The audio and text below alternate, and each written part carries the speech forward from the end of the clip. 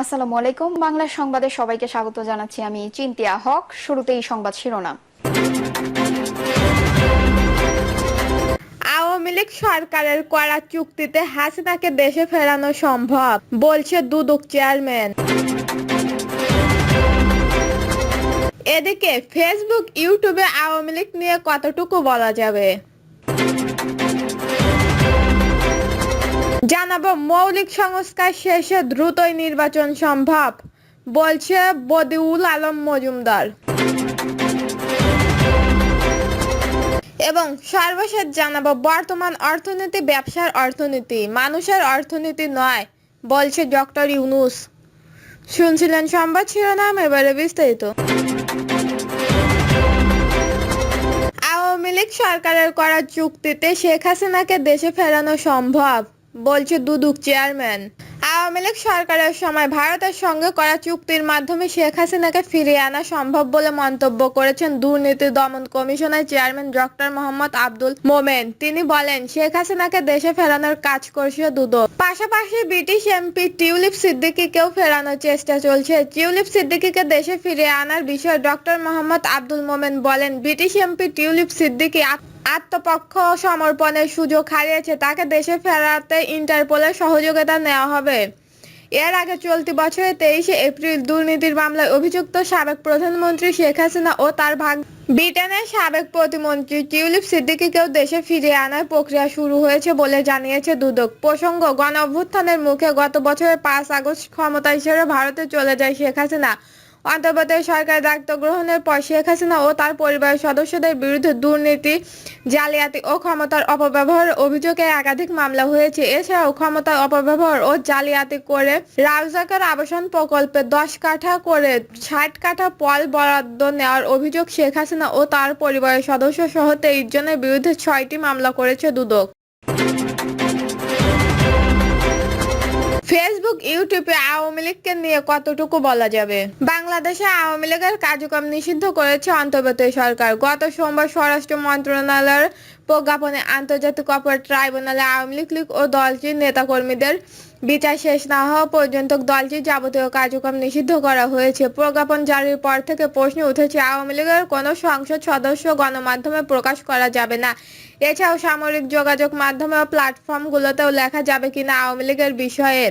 সরকারের পক্ষ থেকে আওয়ামী লীগ ও এর অঙ্গ সংগঠনের নামে থাকা সোশ্যাল মিডিয়া থাকা প্ল্যাটফর্মগুলোর বন্ধের উদ্যোগ নিয়েছে। সোমবার প্রকাশিত ওই প্রজ্ঞাপনে বলা হয়েছে, গণহত্যায় অভিযুক্ত দলটির নেতাকর্মীদের বিচার কাজ শেষ না হওয়া পর্যন্ত দেশের ভেতরে আওয়ামী লীগ ও তার অঙ্গ সহযোগী সংগঠনের যে কোনো ধরনের প্রশাসন, গণমাধ্যম, অনলাইন ও সামাজিক যোগাযোগের মাধ্যমে প্রচারণা, মিছিল, সভা সমাবেশ, সম্মেলন আয়োজন সহ যাবতীয় কর্মকাণ্ড নিষিদ্ধ ঘোষণা করা হলো। এই ঘোষণার পর মত প্রকাশের স্বাধীনতার কথা বলে সরকার নিজেই সেটি ক্ষুণ্ণ করে যাচ্ছে কিনা সেই প্রশ্ন তুলেছে অনেকে। যদিও অন্তর্বর্তী সরকারের পক্ষ থেকে এই বিবৃতি দাবি করা হয়েছে, আওয়ামী লীগের কার্যক্রম নিষিদ্ধ করা সংক্রান্ত প্রজ্ঞাপনে অন্য কোনো রাজনৈতিক দল বা মুক্ত মতের মানুষের মত প্রকাশের স্বাধীনতা ক্ষুণ্ণ করবে না। সন্ত্রাস বিরোধী অধ্যাদেশে 2025 সালে এবং সন্ত্রাস বিরোধী আইন 2009 এর ধারা 18 এ প্রদত্ত ক্ষমতা বলে আন্তর্জাতিক অপরাধ ট্রাইব্যুনাল বাংলাদেশে আওয়ামী লীগ এবং এর সকল অঙ্গ সংগঠন, সহকারী সংগঠনের নেতাকর্মীদের বিরুদ্ধে বিচার কার্য সম্পূর্ণ না হওয়া পর্যন্ত দলটি এবং তার অঙ্গ সংস্থান ও সহযোগী সংগঠনের যাবতীয় কার্যক্রম নিষিদ্ধ ঘোষণা করা। সুপ্রিম কোর্টের জ্যেষ্ঠ আইনজীবী ও বাংলাদেশ লিগ্যাল এইড অ্যাড সার্ভিসের ট্রাস্টের নির্বাহী পরিচালক সারা হোসেন বিবিসিকে বাংলাকে বলেন, এক্ষেত্রে একজন ব্যক্তি এই নিষিদ্ধ সত্তার সদস্য বা অংশ না হলেও যদি তাদেরকে নিয়ে কোনো মন্তব্য দেন এবং যদি কোনো নেওয়া হয় বক্তব্যতার পক্ষে সমর্থন গেছে, সেটা তখন এই আওতায় লঙ্ঘন হিসাবে গণ্য হবে। উদ্যোক্তারা সেখানে কারণ ঠিক কোন বক্তব্য বা কর্মকাণ্ড আইনের লঙ্ঘন হবে সেটা কে ঠিক করবে, সেটার মাপকাঠি বা কি হবে, প্রশ্ন রাখেন সারা হোসেন। সুপ্রিম কোর্টের জ্যেষ্ঠ আইনজীবী আহসানুল করিম বিবিসি বাংলাকে বলেন, সংবাদ বা মতামত প্রকাশের কোনো বাধা নেই, তবে নিষিদ্ধ সত্তা তথা আওয়ামী লীগের পক্ষে বা সমর্থনে কিছু প্রকাশ করা যাবে না।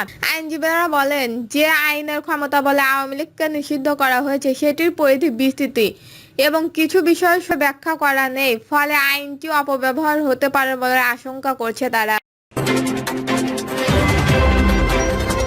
জানাবো, মৌলিক সংস্কার শেষে দ্রুতই নির্বাচন সম্ভব, বলছে বদিউল আলম মজুমদার। রাজনৈতিক দলগুলো রাজি হয়ে মৌলিক সংস্কার শেষে ডিসেম্বরের আগে নির্বাচন করা সম্ভব বলে মন্তব্য করেছেন জাতীয় ঐকমত্য কমিশনের সদস্য ও নির্বাচন ব্যবস্থা সংস্কার কমিশনের প্রধান বদিউল আলম মজুমদার।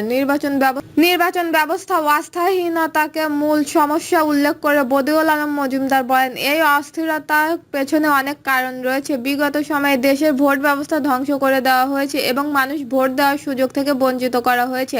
ফলে এই অস্থায়ীনতা তৈরি করা হয়েছে। এই অস্থায়ীনতার জন্য নির্বাচন কমিশন দায়ী করে তিনি বলেন, নির্বাচন কমিশন একটি স্বাধীন প্রতিষ্ঠান যার কাজ সুষ্ঠু ও নিরপেক্ষ নির্বাচন পরিচালনা করার মাধ্যমে গণতন্ত্র কার্যকর করা। কিন্তু নির্বাচন প্রক্রিয়ায় নির্বাচন কমিশনার সহ আরও অনেক অংশীদারিত্ব থাকে। রাজনৈতিক দল ও সরকার তার অন্যতম। সরকার যদি না চায় তাহলে নির্বাচন কমিশনের জন্য নিরপেক্ষ নির্বাচন আয়োজন সম্ভব হয় না। এজন্য তত্ত্বাবধায়ক সরকার দরকার। বাংলাদেশ নির্বাচন কমিশন স্বাধীনভাবে কাজ করতে পারে না উল্লেখ করে এক কারণ হিসেবে তিনি বলেন, বাংলাদেশে অতীতে যে প্রক্রিয়ায় নির্বাচন কমিশন নিয়োগ দেওয়া হয়েছে তা ত্রুটিপূর্ণ ছিল। আমরা দেখেছি সরকারের অনুগত লোকদের নির্বাচন কমিশনে নিয়োগ দেওয়া হয়েছে। তারা অনেক ক্ষেত্রে নিরপেক্ষ ছিলেন না, মেরুদণ্ড সম্পূর্ণ ছিলেন না, যার ফলে তারা নেতিবাচক কারণে আলোচনায় থাকতে বা তারকা বনে যেতেন।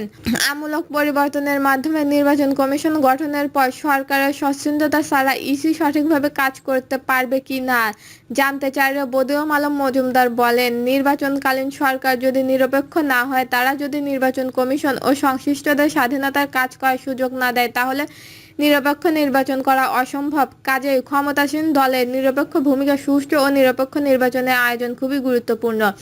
তত্ত্বাবধায়ক সরকারের প্রসঙ্গে তিনি বলেন, অতীতে দেখা গেছে ক্ষমতাসীনরা নির্বাচনে নিরপেক্ষ হয় না, তাই নির্বাচন সংশ্লিষ্ট প্রতিষ্ঠানগুলো নিরপেক্ষভাবে কাজ করতে পারে না। তাই আমাদের জন্য তত্ত্বাবধায়ক সরকার গুরুত্বপূর্ণ।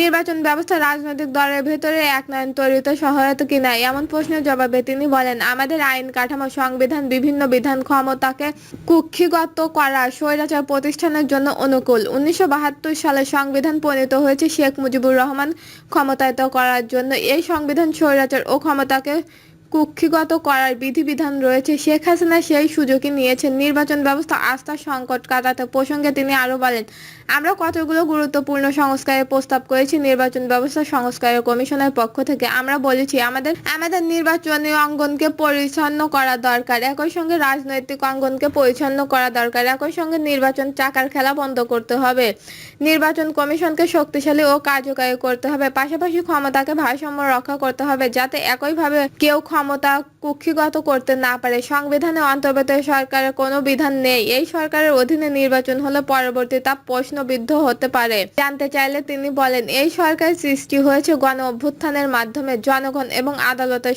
সম্মতিতে এ সরকার গঠন হয়েছে। কাজেই এখানে আইনগত কোনো সংকট নেই। দর্শক, এই ছিল এখনকার সর্বশেষ নিউজটি ভালো লাগলে একটি লাইক দিন, কমেন্টে আপনার মতামত জানান এবং আমাদের পাশে থাকার জন্য বেল বাটন অন করে রাখুন। ধন্যবাদ।